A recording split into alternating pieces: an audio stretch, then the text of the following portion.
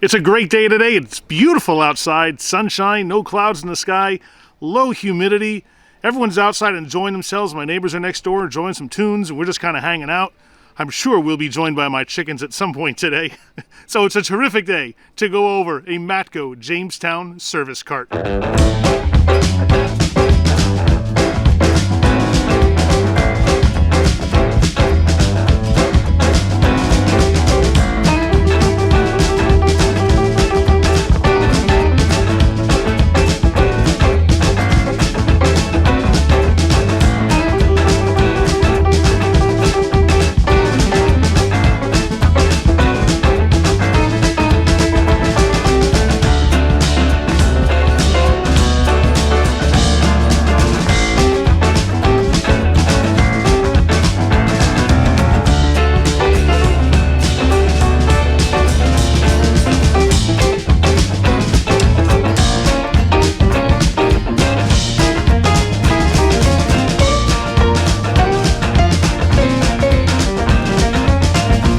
Let's start with the dimensions. The stainless steel flip top has a 200-pound capacity.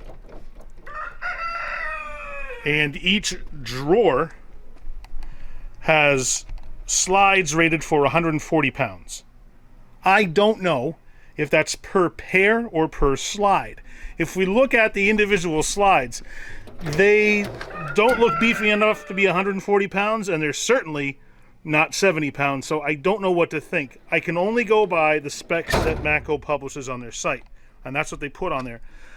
But they do say that the overall capacity of the cart is 1,000 pounds, so that gives us something to go on. It has 5 drawers, and if each drawer is rated on 140 pounds because they have a pair of slides, but then the bottom drawer has 2 pairs of slides. It's kind of a disaster to figure out what this is actually rated for, because, you know, if, let's say each pair of slides is 140 pounds.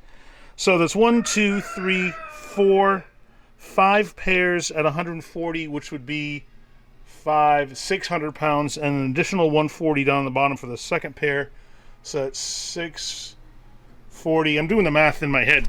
That's, so 5 pairs of 140 pounds would be 600 pounds, and then the additional pair would be 640 pounds. And the top is rated for 200 pounds, so that's 840 pounds, and then whatever the top compartment is rated. Okay, so let's say that. Let's do that. We'll say each pair is 140 pounds, because that brings us to about that 1,000-pound total capacity of the cart. Although the slides look beefier than that to me, and I'm very confident that this can hold more weight than that, because that's that wouldn't be considered very much. Thank you, chickens. That wouldn't be considered very much for a cart of this size, and I know that people load this pretty full. It's 41 inches wide, 22 inches deep, and 47 inches high. On the bottom, it's supported by 4 6-inch casters rated at 600 pounds apiece.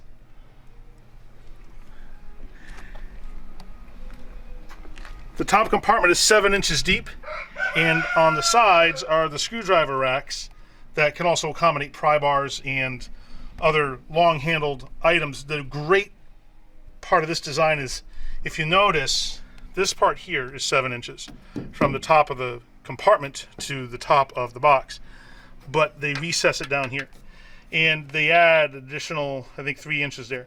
So this makes this section here 10 inches deep. The great part about that is you can take a full-size pry bar handle, stick it down in here, and you can still close the lid, because the handle will not come up above the top of the cart. And that is a problem with some carts.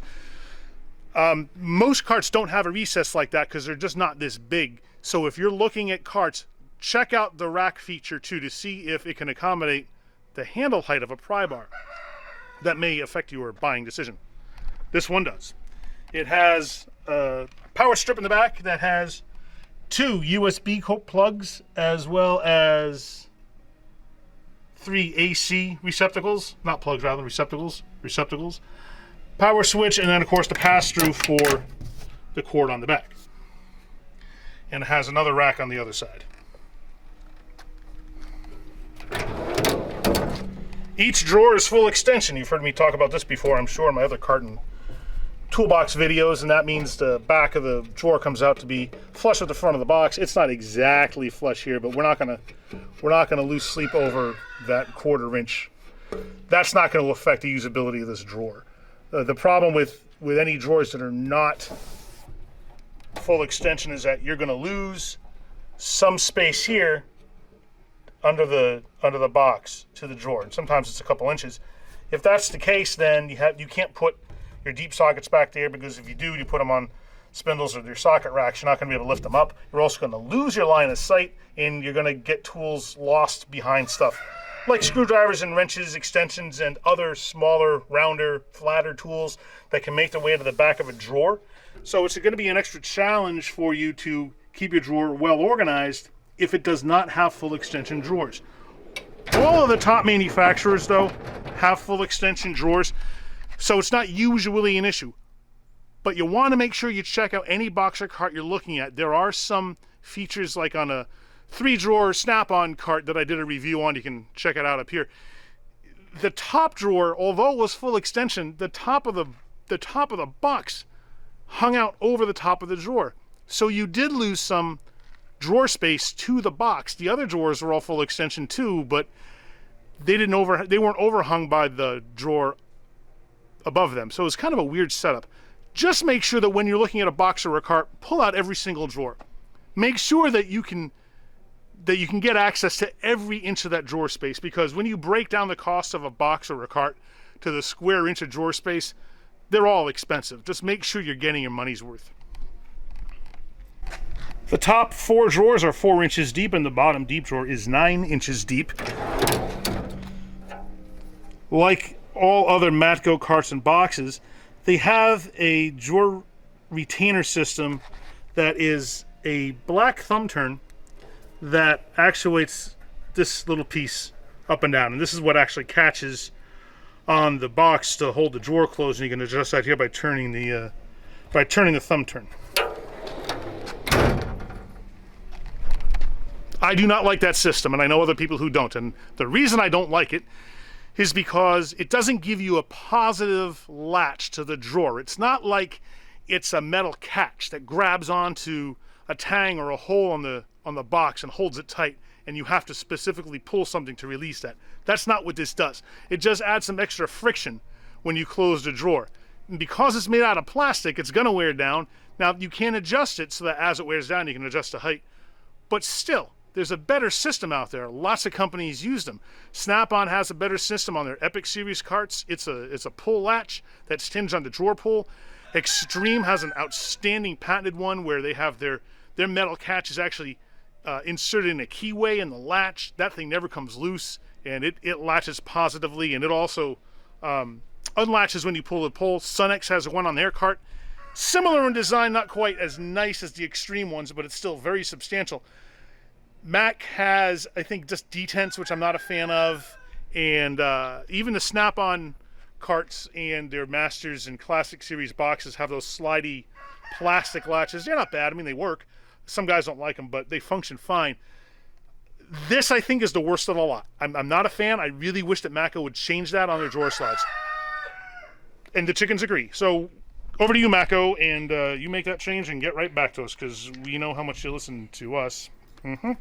That happens. Okay, so in the drawers here, they've got rather new liners on this one. This is a used cart, but man, the guy hardly used it. He owned it for a couple of years, parked it at his garage in his house, and just used it to store some basic stuff. We can see what great shape the liners are in.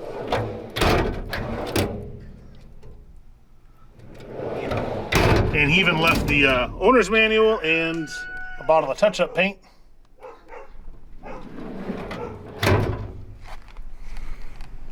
Plastic corner guards all around. Substantial handle, and here's your pass-through for your AC power for your power strip.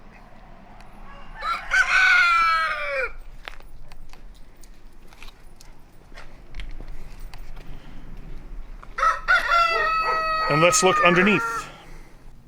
4 casters, 2 of which are... Thank you, chicken. 4 casters, 2 of which are swiveling and have brakes on them. The other 2 don't swivel, they're fixed. I do wish Matco would put 4 swivel casters. I know that there's 2 schools of thought on this. Some of you do enjoy having 4 swivel casters. Others like the stability of having 2 swivel casters. There are pros and cons to each. It really depends on what your personal preference is and what kind of environment you'll be using the cart in. There are no additional framing members under the box. There's heavy gauge metal that they bolt the casters to, which is perfectly substantial for the kind of construction they use on this box. And this is a double wall box. This outside wall here provides protection and security for the items that you put in the rack on the inside, and that's what's screwed and welded to the bottom portion of the box.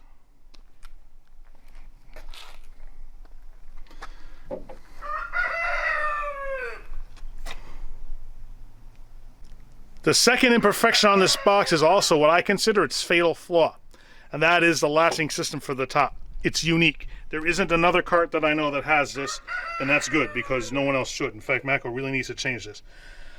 As you turn the key here, you'll notice the latch here on the top slides for the lid. Okay, I'm trying to juggle a key and a camera at the same time. All right, so you see that latch as it slides back and forth. That latch is going to catch onto these latches right here on the lid. I don't know if you can see that because it's in shadow. See how, hold on. Trying to get you here so you can see what I'm talking about. So there's this latch here.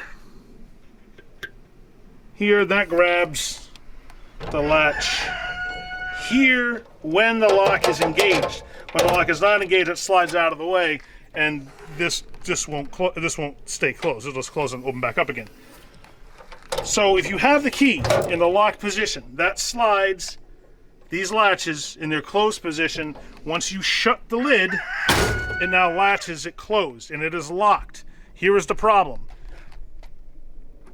You can lock that lock, take the key out, stick the key somewhere like, say inside the box, and then close the lid, and you cannot get it back open again. It's a horrible, horrible design for that reason alone.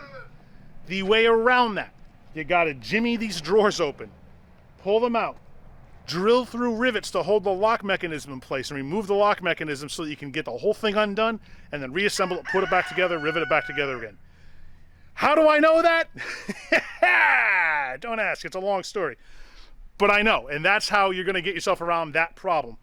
So avoid that issue at all costs by keeping a spare key someplace far removed from this cart, and also develop the discipline to not lock your key or to store your key in the top compartment. Because if you do, when you lock that key, it's a long, ugly road to try to get it back out again to get the cart functional. So, there's my advice to you.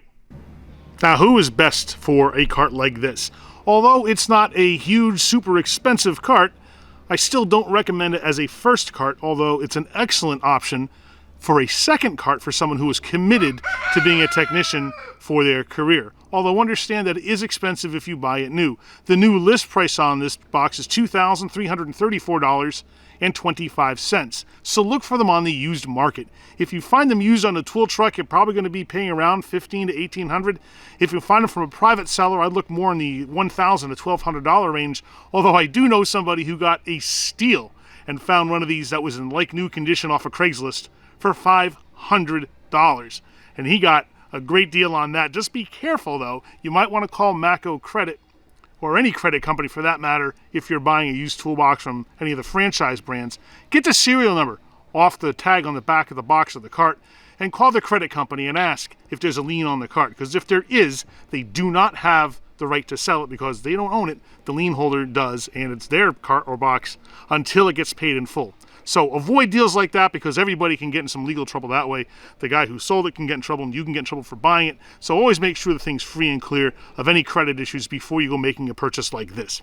Now in the future, keep watching, because we have some terrific videos coming up, including some Snap-on Toolbox Tour videos from a buddy of mine named Garrett Ceasing at Scooter 911, and he and I also sit down and have a terrific long-form interview where we go over what it's like for him to start and own his business, and of course, his tool buying tips and tricks. So do me a favor, click down here now to subscribe so that you don't miss any of it. Thank you so much for watching, and remember, use a tool. Don't be one.